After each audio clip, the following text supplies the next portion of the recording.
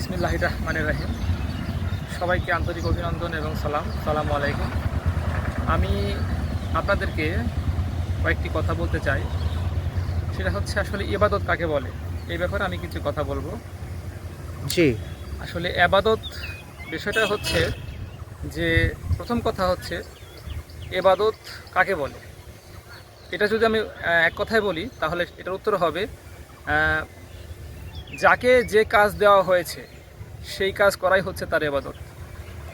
যেমন আজকে উদাহরণ দিয়ে আমি বলতে পারি, যেমন আল্লাহ এই বিশ্ব ব্রহ্মাণ্ড সৃষ্টি করেছেন তার ইবাদত করার জন্য। তাহলে আজকে সূর্য যে এই যে প্রতিনিয়ত আমাদেরকে আলো দিয়ে যাচ্ছে, এটা হচ্ছে সূর্যের ইবাদত। বাতাস প্রতিনিয়ত বইছে, এটা হচ্ছে বাতাসের ইবাদত।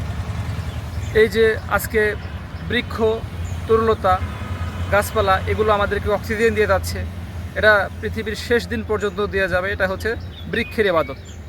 তাহলে আমরা মানুষ হিসেবে আমাদের তাহলে ইবাদতটা কি? এখন এই কথায় আসতে গেলে আমাদেরকে বুঝতে হবে যে আল্লাহ আমাদের কেন সৃষ্টি করেছেন। যদি এই কেনর জবাবটা পাওয়া যায় তাহলে ওই যেই কাজের জন্য আল্লাহ পাঠাইছেন সেই কাজ করাই হচ্ছে আমাদের মূল ইবাদত।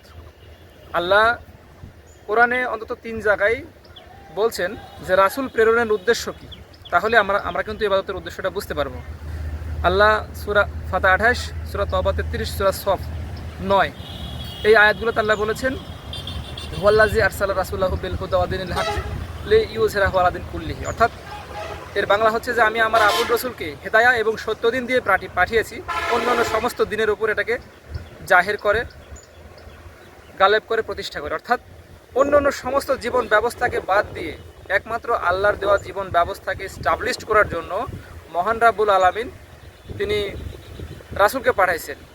এবং রাসূল আবার করলেন কি দেখেন, ওনার এক জীবদ্দশায় উনি একটা জাতি গঠন করলেন, উম্মতে মুহাম্মাদি, যাদের লক্ষ্য উদ্দেশ্য ছিল পৃথিবীর সমস্ত জায়গাতে আল্লাহর দেওয়া সত্য দিন প্রতিষ্ঠা করা। সুতরাং মানুষ হিসেবে আমাদের মৌলিক কাজ হচ্ছে সমগ্র দুনিয়াতে আল্লাহর দেওয়া সত্য দিন প্রতিষ্ঠা করার মাধ্যম দিয়ে সকল অন্যায় অশান্তি দূর করে দিয়ে ন্যায় শান্তি সুবিচার করাই হচ্ছে আমাদের প্রকৃত ইবাদত। যদি আমরা এই ইবাদত না করি, যদি আমরা কিছুমাত্র নামমাত্র ব্যক্তিগত ইবাদত করি, যেমন নামাজ, রোজা, হজ এবং অন্যান্য আমলগুলো করি, এগুলো হচ্ছে ব্যক্তিগত পর্যায়ে। এই ইবাদতগুলোর পেছনে আবার প্রত্যেকটি ইবাদতের জন্য একটা আলাদা আলাদা উদ্দেশ্য আছে কিন্তু।